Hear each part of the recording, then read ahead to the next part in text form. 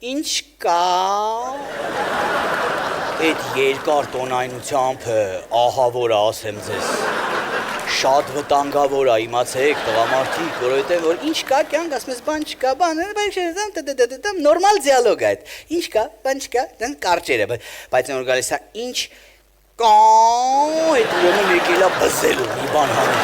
ասում։ Խեղճ հարիվս էլ վախ որ ոչ բան չկա, արդեն գիտի ես մի բան պայթելու է գլխի։ Բան չկա, ասմաց հատանեմ կյանք նստած իմ լուրեր եմ նայում, էլի Իսրայելը ռմբակոծում է Գազայի հատվածին, ասում է, դե որ դու սաղ օրը նստած ելնես այդ ձիվանին Իսրայելն է կռմբակոծի, էլի Գազա։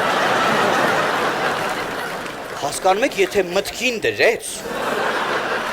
համաշխարհային պատերազմի մեղավոր կարահանի քեզ դաժան։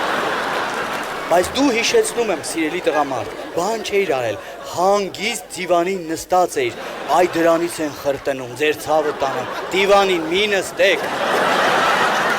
Երդվում եմ, ես հասկացել եմ, ես էլ քիչ փորձ չունեմ կանանց հարցում, դիվան չեն սիրում ես մարդիկ, ախպեր,